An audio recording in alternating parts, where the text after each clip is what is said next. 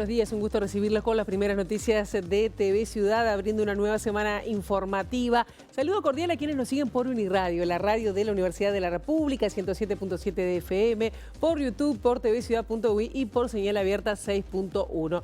Una mañana muy fría a esta hora, 7 grados, el tiempo se presentaba ventoso esta mañana, pero ya repasamos el pronóstico de meteorología para las próximas horas, que viene de frío, por lo menos en esta jornada.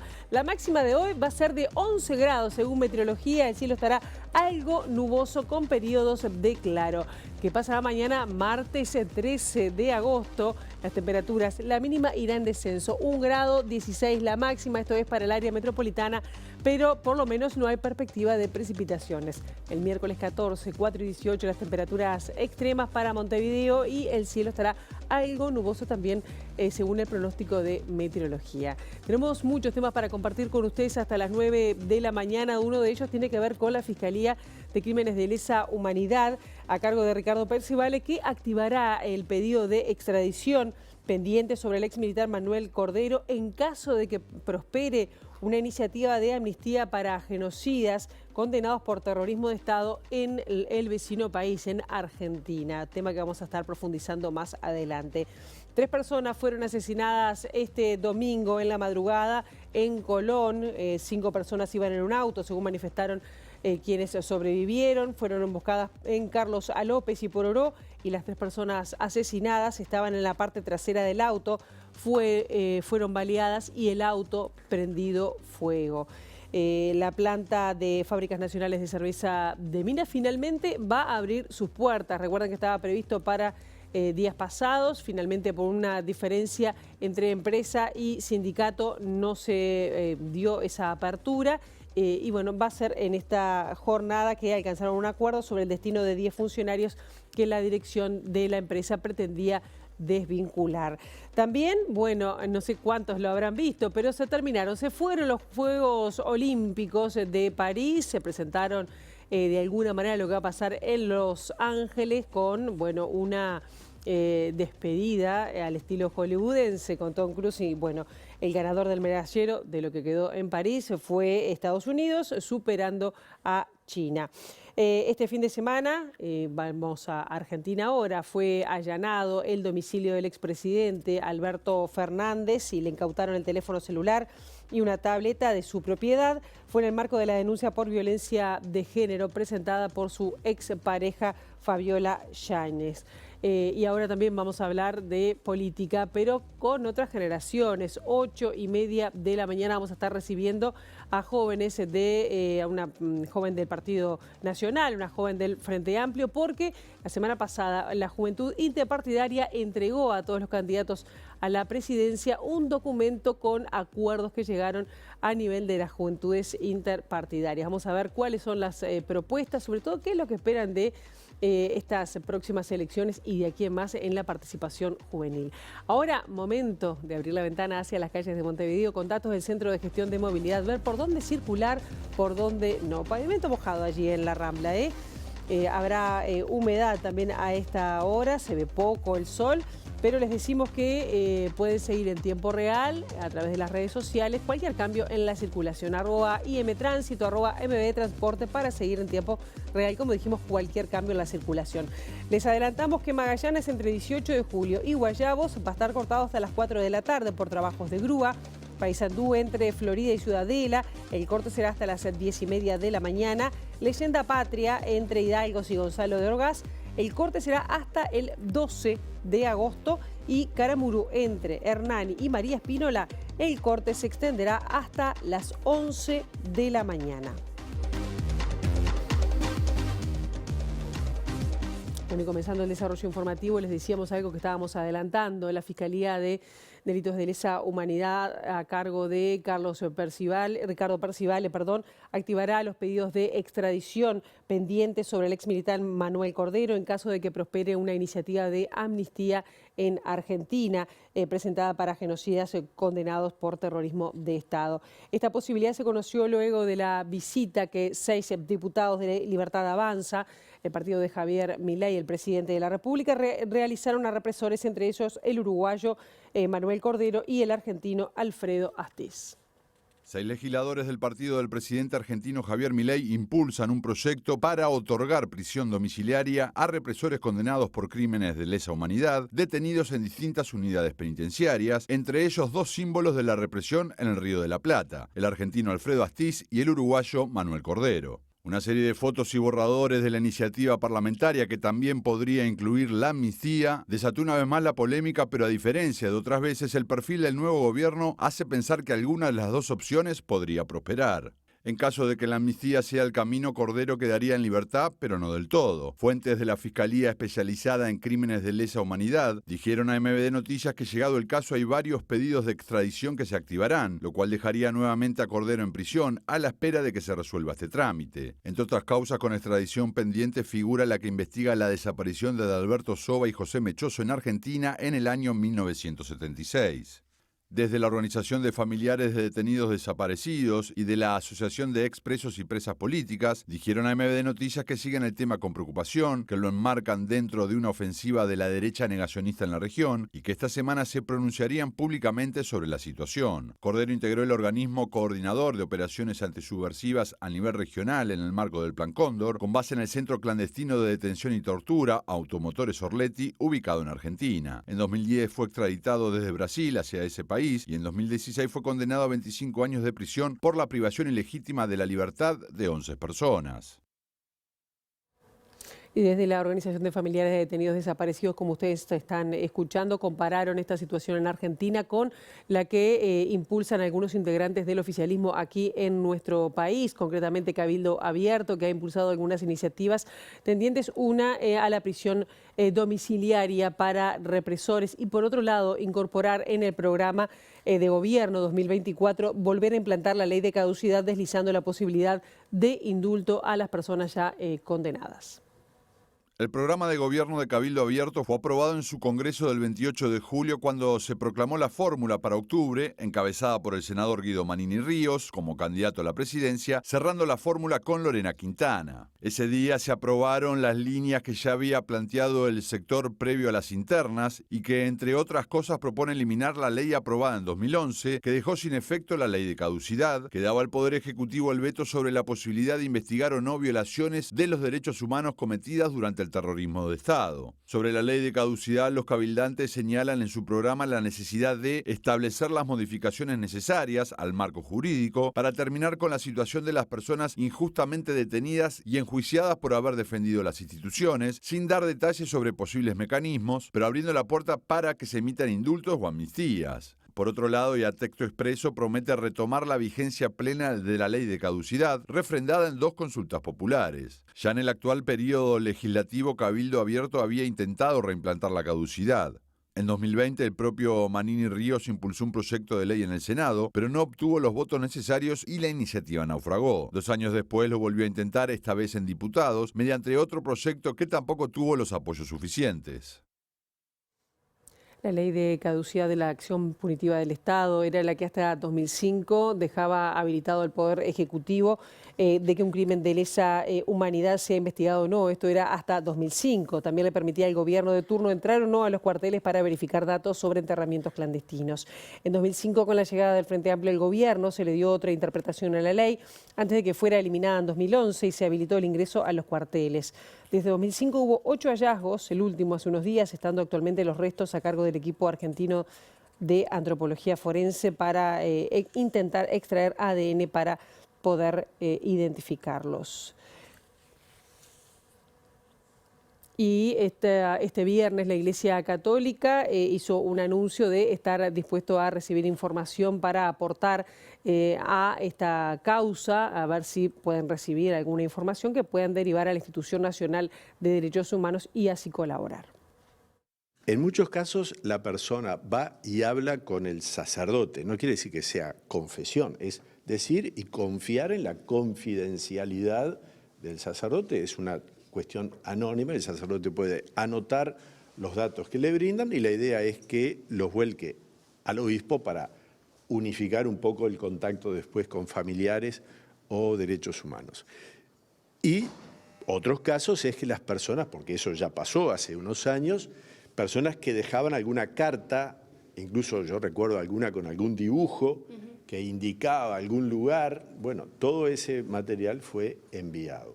¿Fueron muchos? No, pero no recuerdo ahora la cantidad. Yo tenía contacto ahí con Javier Tassino, que es de Familiares Desaparecidos, y le arrimé a él algunos datos que él después volcaba en el grupo de familiares. A mí personalmente, sí, hace un tiempo una persona se me acercó, pero bueno, estamos intentando entablar contacto. Y vamos a números, porque si las elecciones fueran hoy, 43% de la ciudadanía votaría al Frente Amplio, 22% al Partido Nacional, al Partido Colorado 11% y 37% a los partidos de la coalición multicolor sumados. Esto según la última encuesta de Equipos Consultores, que da 13% además a los indecisos.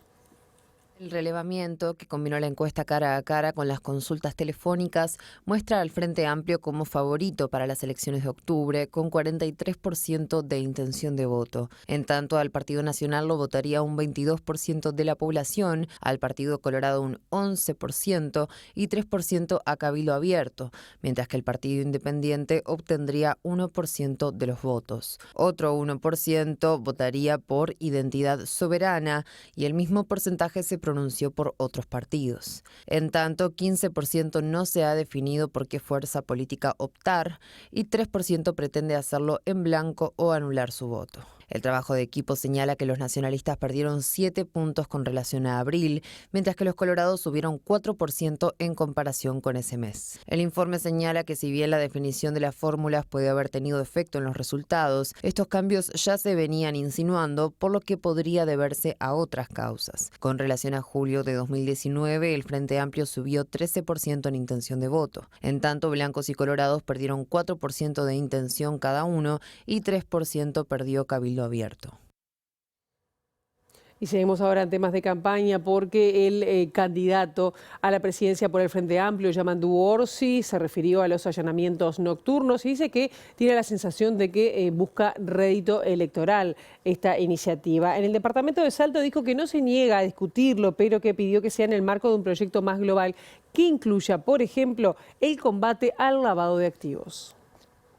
Tengo la inclinación a pensar que es una especie de oportunidad para conseguir un rédito electoral a caballo de una campaña. Pero va por mi cuenta lo que dije. Yo no me niego a analizarlo y a discutirlo, porque en algún momento se planteó que en realidad los allanamientos son a domicilios y en algunos casos estos no se asimilan a domicilios, todo lo que... Lo que se sabe es que no es una medida que en el mundo cuando se aplique dé resultado inmediato. Yo he hablado con gente del Ministerio del Interior, con trabajadores del Ministerio del Interior, y dicen, mamita, no es cuestión de decir, sacar el allanamiento, hay que ir, Y como hacer una respuesta que tú, Carolina, planteaste, que es cierto, a veces se cometen errores, porque puede pasar, de noche. Entonces yo no me niego a discutirlo. No me niego a discutirlo en el marco de un proyecto mucho más global de seguridad, donde no puede ser que estemos discutiendo solo allanamiento nocturno y no estamos hincando el diente el tema del lavado de activos. O las denuncias por lavado de activos cada vez son menos, o actividades sospechosas cada vez son menos cuando sabemos que el narcotráfico crece. Algo nos está pasando por ahí y es mucho más grande ese bicho que lo que... El anuncio que hizo la candidata a vicepresidenta por el Frente Amplio, Carolina Cose, de que no aportará su voto a la iniciativa de reforma de la seguridad social, motivó algunas reacciones en filas del Partido Nacional. Carolina Cose es increíble. Sigue sin decir si está de acuerdo o no. Le echa la culpa a los demás. Dice, no voy a votar porque no tiene consenso social. Bárbaro. ¿Pero está de acuerdo o no con la reforma? Eso es lo que tiene que pronunciarse. No alcanza con decir lo que va a votar en el cuarto secreto. Tiene que decirle a sus votantes por qué. Los líderes tienen la obligación de fundamentar su voto. La justificación que hace Carolina Cose de no votar ese plebiscito deja a la vista lo que es la postura del Frente Amplio de querer igual ir contra esta reforma si llegan al gobierno, porque ella deja muy en claro de que en el programa de gobierno del Frente Amplio se va a ir hacia atrás con las reformas. Es una buena noticia para el Uruguay, aventar la amenaza que ella misma incitó firmando. Habría que preguntarle al Partido Comunista, al Partido Socialista, a Casa Grande. Se ve que le dieron un tate quieto y le dijeron vamos a tener que empezar a ponerle seriedad a esta campaña porque entre que no salimos, entre que nos escondemos, todavía tener una fórmula dividida no muestra seriedad. Así que brindo por el amiga date cuenta que le dijo O'Donnell a Carolina Cose. Y el Partido Independiente también largó su campaña, tuvo su convención nacional y proclamó la fórmula, la misma que en 2019, encabezada por Pablo Mieres y Mónica Botero. En este caso, Mieres dijo que lo mejor para Uruguay es que gane la coalición multicolor.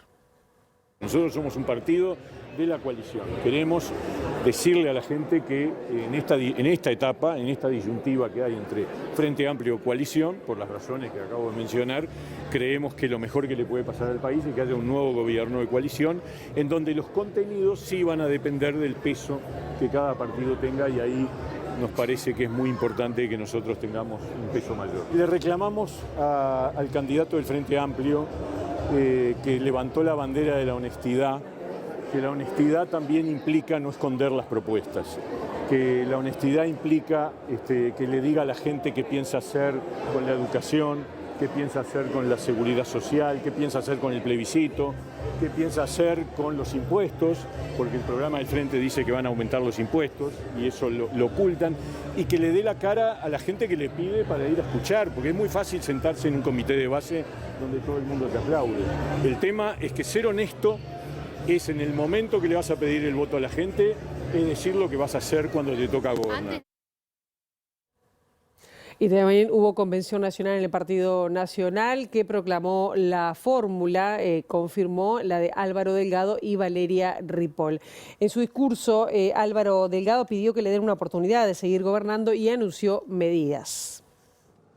Ahora podemos decirle al Uruguay entero que no solo estábamos preparados, sino que ahora estamos probados y estamos prontos para seguir gobernando. A ver, yo quiero transmitir lo que ustedes ya saben, lo que sienten. Tenemos que ponerlo en la real dimensión. Hicimos una gestión histórica. En 5 años logramos más cosas de que muchos en 15 con mayoría propia y bonanza económica. Y vamos ahora en el segundo piso de transformaciones por más empleo y que el salario rinda más. Vamos a generar, y nos comprometemos acá en el próximo quinquenio, a generar por lo menos 60.000 puestos de trabajo nuevos. Fundamentalmente en el interior y fundamentalmente para los jóvenes, que son los que tienen un desempleo más alto. Y vamos a darle una lucha frontal a la delincuencia, al narco y al crimen organizado. Frontal, ¿eh? Vamos a darle más represión, sí, y más reinserción también. Vamos a crear un comando estratégico, como el Grupo Antimafia Italiano. Ahí está Luis Calabria, que está trabajando con un grupo de gente en eso, en copiar algunos modelos exitosos que le van directo al patrimonio del crimen organizado y del narcotráfico. Hay uno de los problemas muy importantes que es la deserción en la educación media. La cantidad de muchachos que no terminan el liceo en nuestro país. Vamos a generar un sistema para los 2 quintiles primeros, el primer y el segundo quintil, que son los más pobres del Uruguay. Un premio económico a los muchachos que terminen el liceo. Por su parte, Valeria Ripoll, candidata a la vicepresidencia, agradeció al Partido Nacional por mostrarle que hay otras formas de hacer política y también agradeció a Beatriz Argimón y Álvaro Delgado por apoyarla durante su ingreso a filas nacionalistas. Ripoll subrayó que no es blanca, sino nacionalista y que está siendo objeto de acoso y persecución como no lo sufre nadie en la política. En estos meses que hicimos la campaña, previo a la elección interna, pude volver a confiar en la política. Primero, en las personas, en quienes me hicieron de a poquito ver que había otra forma de hacer política y que sí había gente que le importaban los que la estaban pasando mal, que le importaban los temas que no son de agenda, que le importaban las mujeres, la discapacidad, la pobreza, los niños. Y si hay algo que me hizo convencerme de que tenía que volver a la política, fue lo bien que hizo las cosas este gobierno. O los que se dicen reyes de la sensibilidad social, tuvieron 15 años, tuvieron tiempo, tuvieron los recursos económicos y mayoría parlamentaria. Le podrían haber cambiado la vida a la gente que más lo necesitaba y no lo hicieron, porque lo que querían era el poder por el poder y nada más. Álvaro es la representación de ese militante de toda la vida, del blanco, del que tiene esa simbología, del que va siempre a Masoyer, del que militó desde los 16 años. Y yo no voy a venir acá a decirles que yo soy blanca, yo soy nacionalista, eso sí soy, eso sí soy. Tengo cuentas, sí, pago alquiler, sí, y eso no es un demérito, eso no es un demérito. Me podrán golpear una y otra vez y atacar una y otra vez, y una y otra vez me voy a levantar. Este nivel de persecución que estoy sufriendo, de acoso, que no lo sufre nadie en la política, de investigar a mi familia, de ver si tengo deuda, de ver qué es lo que hago cada día de mi vida, demuestra los nervios que tienen. Y vamos a cambiar de tema por un momento porque vamos a hablar de las elecciones en el Colegio Médico del Uruguay, que recordarán es el 29 de agosto. Glauco Rodríguez, candidato a la presidencia del Colegio Médico por la lista 8, dijo que la propuesta de su corriente es optimizar la gestión en la entidad que regula el ejercicio de la medicina. Además, criticó el funcionamiento del Sistema Nacional Integrado de Salud. El equipo de la lista 8 en todo el país está integrado por muchos colegas formados en gestión. Y nosotros sentimos que eso es lo que hay que ir a hacer a una estructura como el Colegio Médico, gestionarla para el servicio del médico. Quizás no es tanto una estructura para que lo ocupen catedráticos o personas que quizás son muy fuertes en sus áreas específicas, técnicas, pero que no tiene herramientas a la hora de tomar decisiones y de gestionar, ¿no? ¿Cómo se está observando y qué balance se puede hacer del Sistema Integrado de Salud? Bueno, esto a título personal y fuera de los cargos que momentáneamente ocupo, yo soy sumamente crítico del Sistema Nacional Integrado de Salud porque ya lo hemos dicho muchas veces, no es ninguna de las 4 cosas que su nombre lo define. No es un sistema, no es nacional, no es integrado y no es de salud porque tiene un enfoque en la enfermedad y no en la prevención. Entonces vaya si tenemos que hacer un cambio. ¿Sí fue una mejora de lo que había antes? Sí. Que hay que mejorarlo de todo punto de vista, no hay duda, sobre todo el punto de vista económico-financiero.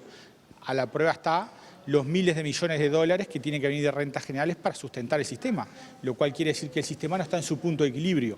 Vaya si hay que mejorar todo eso y bueno, esas son las consignas que tendrán que tomar el futuro ministro de Salud Pública desde esa órbita, ¿no?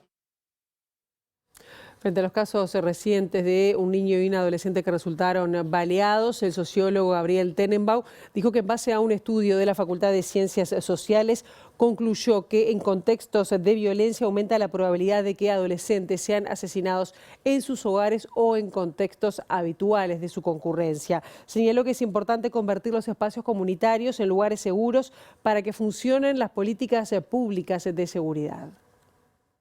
Cuando haces foco en adolescentes, aumenta mucho la probabilidad, sobre todo de verte de alguna manera asesinado cerca de tu casa.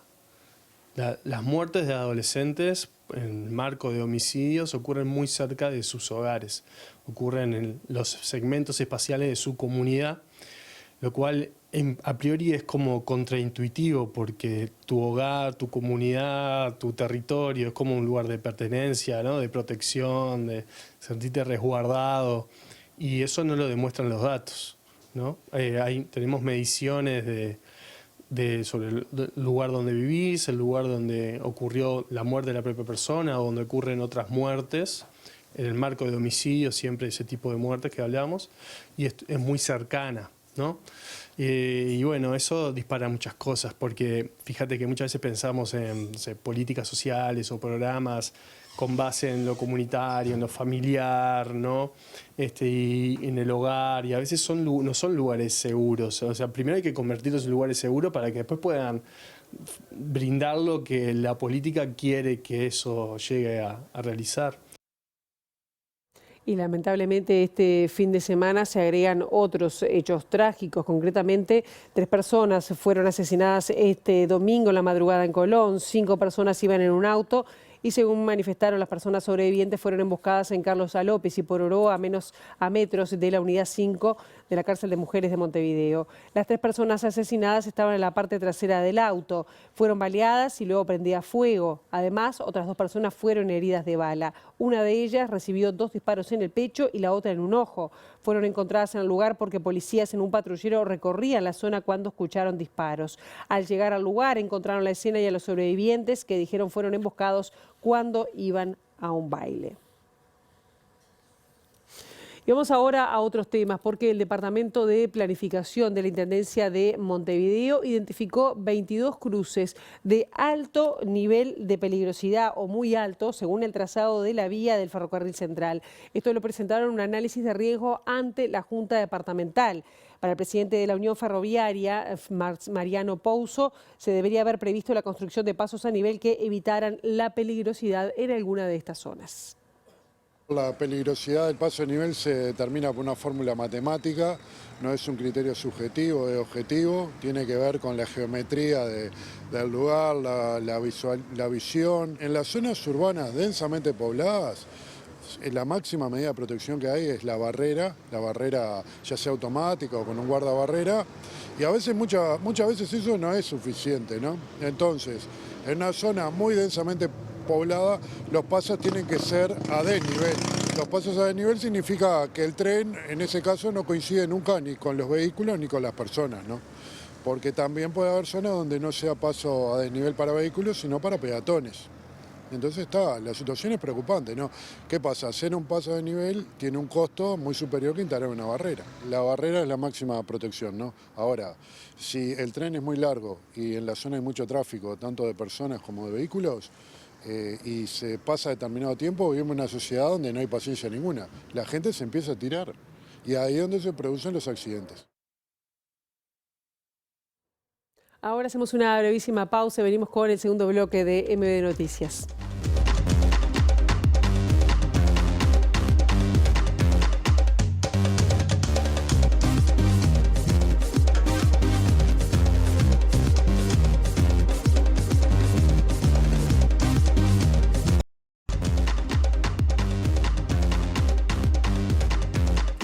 Y en este segundo bloque de MB Noticias estamos recibiendo con muchísimo gusto a nuestra compañera Juliana Perdomo. Juliana, con novedades de la Fábrica Nacional de Cerveza.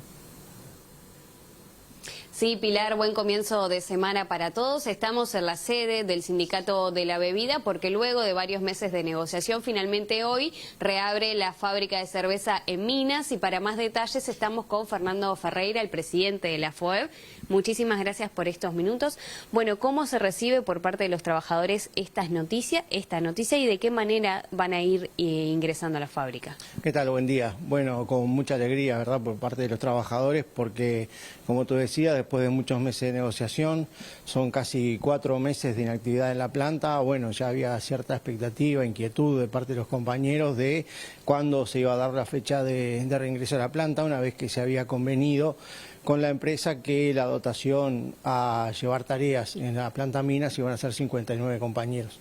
Esa dotación empieza a ingresar el día de hoy, unos 30 compañeros aproximadamente inician hoy, y el próximo lunes lo que falta para completar los 59, que son el acuerdo que tenemos con la fábrica, que se laudó en una asamblea general por unanimidad y bueno, que nace también de las negociaciones en el Ministerio de Trabajo.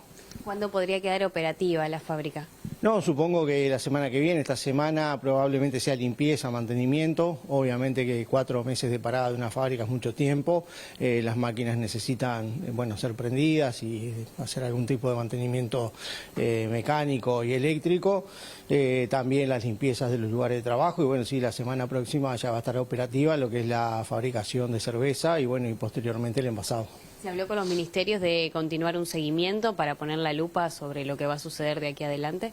No, en principio no. Creo que con esto lo que nosotros acordamos con la empresa es que se mantenga operativa dentro de lo que es la productividad necesaria para la empresa.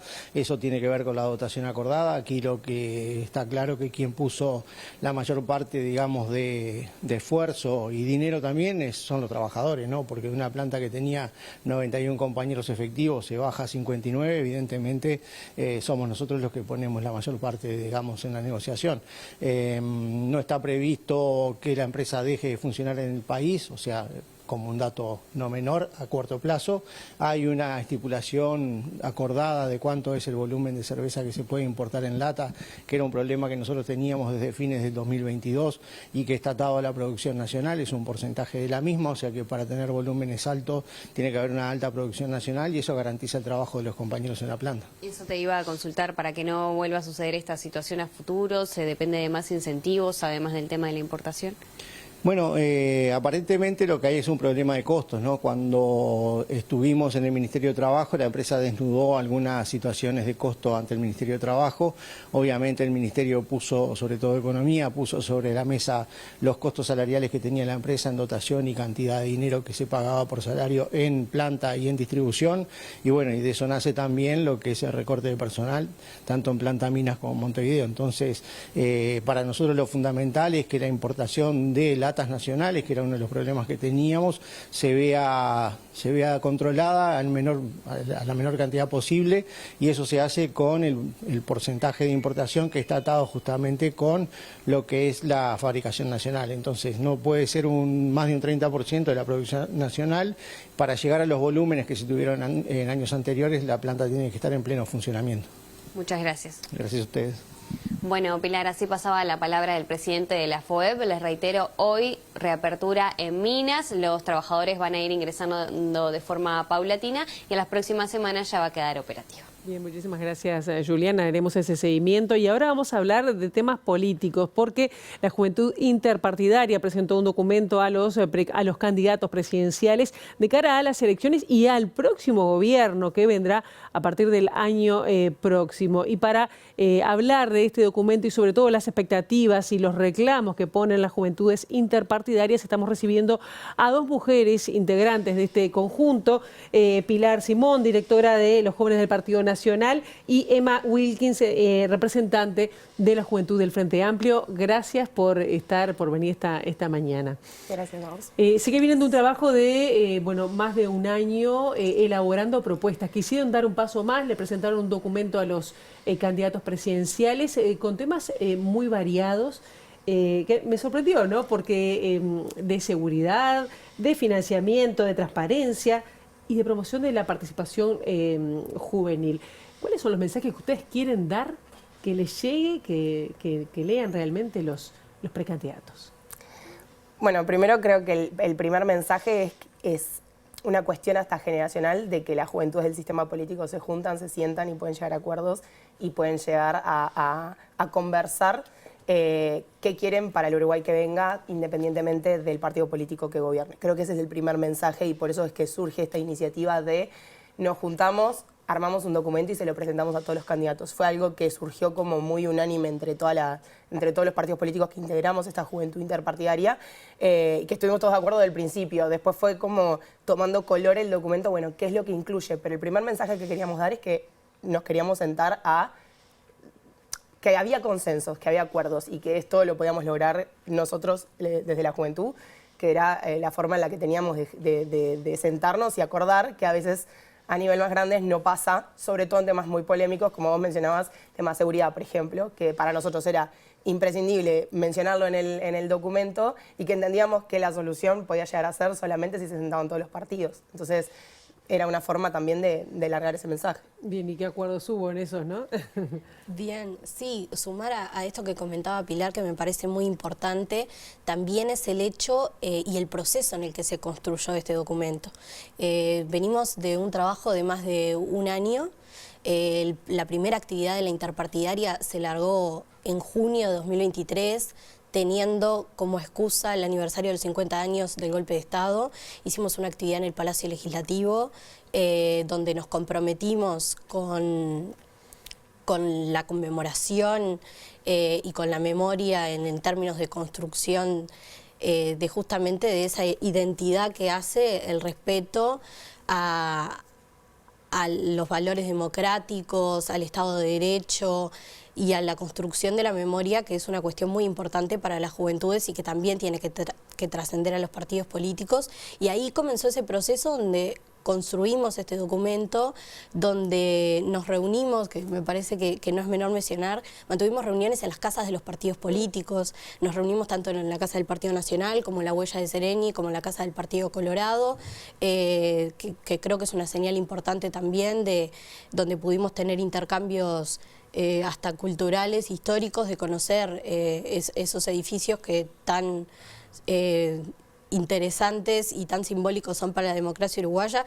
y esa cuestión de demostrar que los jóvenes abrimos las puertas, que no tenemos problema en juntarnos, en debatir ideas, y bueno, y ahí alcanzamos un documento que trata 5 áreas fundamentales, que en primer lugar es el diálogo político responsable, el desarrollo humano como estrategia para la fractura social, la seguridad ciudadana, el financiamiento transparente de los partidos políticos y la participación juvenil como último tema. ¿Se sienten escuchados dentro de sus partidos?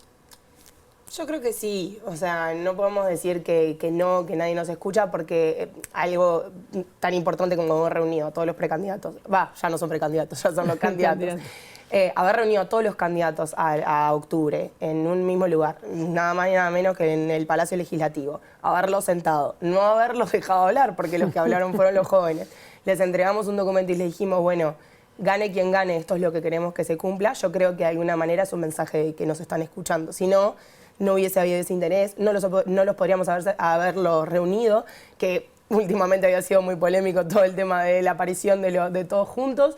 Creo que eso es un mensaje de que, bueno, nos están escuchando, nos están prestando atención, y esperemos que gane quien gane en octubre, noviembre, se puedan poner estos temas como prioridad en la agenda, que no es que son líneas programáticas que vos decís, yo tengo una propuesta concreta para solucionar la seguridad, nosotros tenemos la solución mágica. No, tenemos como prioridad que se atienda la seguridad desde los puntos de vista que a nosotros nos parecen fundamentales.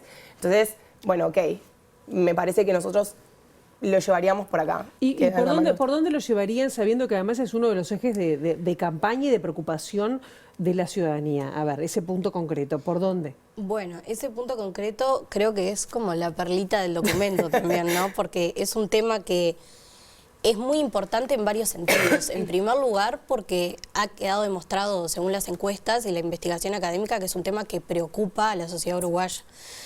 No solo lo vemos reflejado en las encuestas, lo vemos cuando salimos a hablar con los vecinos. Nosotros estamos en campaña electoral y también venimos de un trabajo político muy grande como oposición, y en la conversación con la gente vemos que la gente está totalmente sensibilizada por este tema y que lo afecta día a día. ¿Y por dónde iría? Entonces, ¿por dónde iríamos? Creo que lo principal en esto y la principal señal que damos es la necesidad en avanzar en políticas de Estado. O sea, los jóvenes de los diferentes partidos políticos entendemos que va a ser muy difícil encontrar soluciones a este tema, y partimos de la base de que no hay soluciones mágicas a este tema. Por lo tanto, eso es algo muy importante a considerar ahora en términos de que estamos en una campaña electoral. Pero entendemos que está la necesidad de poder avanzar en proyectos, en formas de abordar este problema que sean duraderos y que superen a las administraciones. ¿Son críticos respecto a lo que han hecho este gobierno, gobiernos anteriores? ¿Ustedes cómo se plantan con respecto a las administraciones que han pasado, no? Cuando nosotros empezamos a plantear qué temas tocar, partimos de la base de la problemática y de lo que se había hecho y lo que no se estaba haciendo. O sea, nosotros, el tema de seguridad, por ejemplo, tiene como 3 enfoques principales para nosotros. El primero es el tema de revisar la prohibición de algún tipo de drogas para el combate al narcotráfico, el tema del lavado de activos, el tema de la privación de libertad y resignación laboral, sin desconocer que se han hecho muchos avances en estos temas, que entendemos que son 3 ejes principales en donde los partidos políticos ya han hecho trabajos, pero que claramente falta todavía como seguir dándole un poquito de vuelta a rosca. Por ejemplo, el tema de la despenalización de algunas drogas, nosotros sabemos que hubo un avance, ok, Bueno, habría que seguir estudiándolo. Lavado de activos, hay normas, ya hay una regulación. Bueno, capaz que habría que seguir investigando, teniendo en cuenta las nuevas tecnologías. Tema de reinserción laboral y capacitación a los privados de libertad, o en realidad liberados recientemente. Bueno, ya hay un centro específicamente para eso, pero ¿cómo funciona? Hay que activarlo, falta más. Bueno, caminar sobre políticas que ya están hechas, pero construyendo políticas de Estado un poco más sólidas, por lo menos es estos 3 puntos que toca, por ejemplo, el eje de seguridad. Pero ponele también, tenemos un punto que es ambiente. Bueno, ok, se creó un Ministerio de Ambiente, ya tenemos un montón de políticas nacionales. Bueno, caminamos igual hacia otras cosas que todavía no están completas. Entendemos que Uruguay es un país que ha tenido avances muy grandes en materia ambiental, pero siempre falta un poquito más, siempre hay que caminar un poquito más. Entonces, sí, con proyectos que además en este último tiempo han sido muy discutidos, ¿no? Exactamente. Entonces, tomamos lo que ya está hecho, tomamos lo que se hizo, somos críticos con algunas cosas, valoramos otras, pero sabemos que hay que seguir caminando sobre lo hecho, nada de destruir y volver a hacer. Claro. ¿Qué pasa, por ejemplo, con uno de los temas que leí que tiene que ver con la convivencia democrática y las redes sociales? Bien. Ustedes que son nativas digitales, ¿no? ¿Ven que desde los sectores políticos, desde las dirigencias actuales, se esté construyendo una buena convivencia, estén conscientes de que es el camino que tienen que hacer y por lo cual la ciudadanía nos estamos mirando en ellos? Bueno, este tema justamente no es menor que nosotros lo hayamos posicionado como el tema número 1 del documento. O sea, para nosotros poder pactar en temas programáticos, para que se puedan construir y exista un diálogo para construir políticas públicas al servicio del pueblo, al servicio de la gente, que sirvan para solucionar los problemas del Uruguay, primero tiene que existir un diálogo político. Y para eso hay que hacer política desde la responsabilidad. Por eso ¿Está pasando? Por eso estamos en contra de, por ejemplo, las noticias falsas o de agreder directamente a las personas que piensan diferente a nosotros. Nosotros desde el Frente Amplio tenemos un mandato muy claro, que es el mandato de Sereni, que es siempre intentar buscar la verdad en el otro. Nosotros no podemos pretender hacer política a base del señalamiento y quemar todos los puentes para poder construir políticas públicas, que ese es el rol que nosotros tenemos en la sociedad como políticos, ¿no? Como jóvenes políticos también, y asumimos esa responsabilidad, poder transformar la realidad. Y para transformar la realidad hay que hacerlo desde la verdad.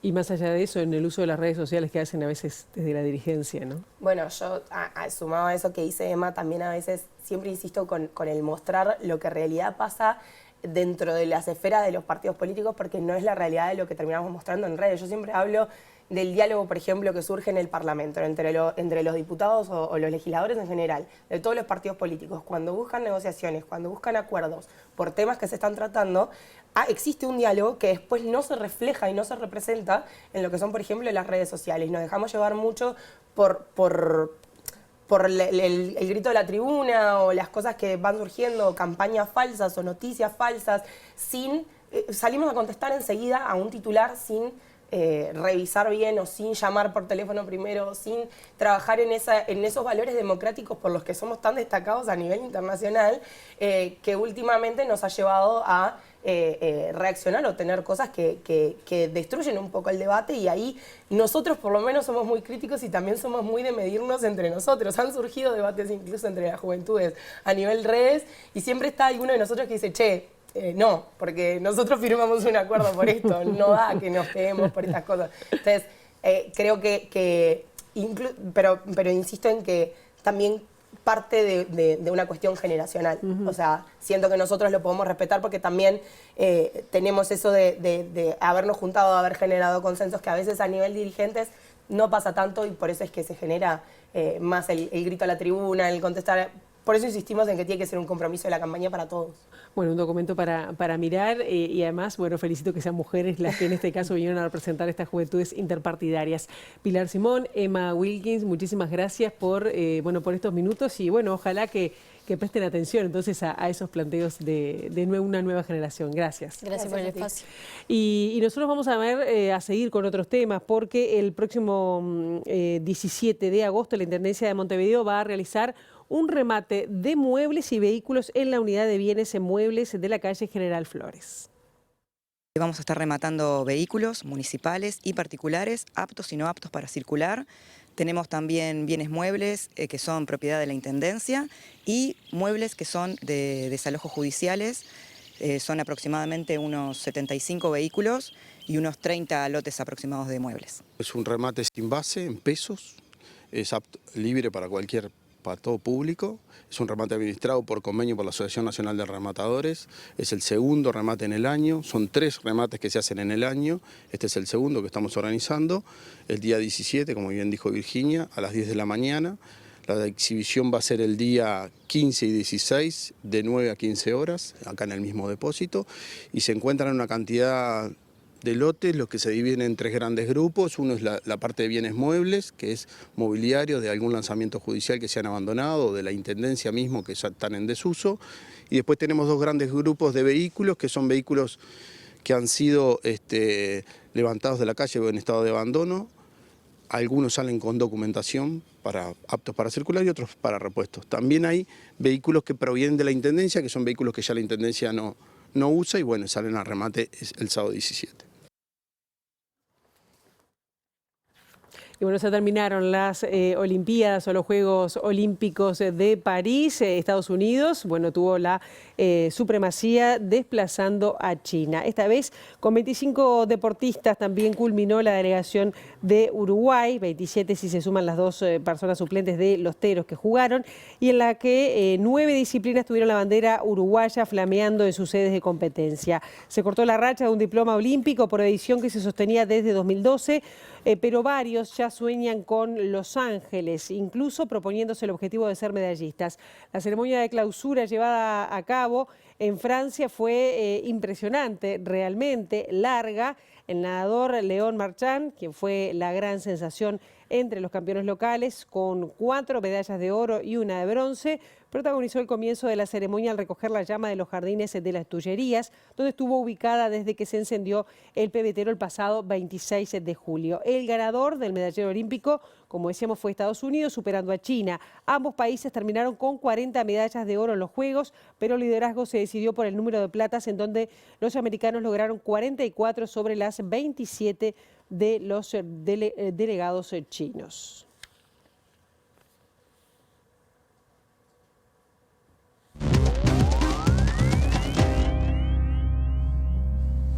Y este fin de semana allanaron el domicilio del expresidente Alberto Fernández y le incautaron el teléfono celular y una tablet personal. Fue en el marco de la denuncia por violencia de género presentada por su exesposa. Las fotos y videos filtrados en medio de la denuncia por presunta violencia machista contra el expresidente de Argentina, Alberto Fernández, dejaron en shock al peronismo y a la sociedad en su conjunto, que ya tuvo que digerir otros traspiés durante su gestión entre los años 2019 y 2023. La opinión pública está impactada desde que a última hora del jueves se conocieron fotos en las que se ve a Yáñez con un ojo morado y hematomas en un brazo, además de presuntos chats en los que acusa a su entonces pareja de golpearla. Apenas 2 días antes, Yáñez había denunciado ante la justicia las agresiones después de que un juez hallara las imágenes y chats en el marco de otra investigación contra Fernández por supuesto tráfico de influencias. Además de las fotografías de Yáñez, la prensa difundió un video que muestra a una famosa presentadora de radio y televisión sentada presuntamente en la Casa Rosada y flirteando supuestamente con Fernández, de quien solo se escucha su voz. Ahora, mientras espera que sea citado a declarar, la justicia procura establecer si también violó la restricción de no comunicarse con Yáñez, quien sostuvo que luego de realizar la denuncia Fernández la sometió a terrorismo psicológico, llegándole a decir que si lo denunciaba se iba a suicidar. El viernes antes del allanamiento en su domicilio de Puerto Madero, el expresidente fue entrevistado por el diario El País de Madrid, ciudad en la que actualmente vive Yáñez, con el anuncio de que la publicaría el sábado. Sin embargo, hasta el momento eso no ha sucedido sin que trascendieran razones. Hasta aquí llegamos con esta primera edición de MBD Noticias, que en compañía de Ciudad Viva. La actualización informativa será a las 13, a las 18:55. Nosotros volvemos bien temprano mañana a las 8 en punto con las primeras noticias de TV Ciudad. Pasen ustedes.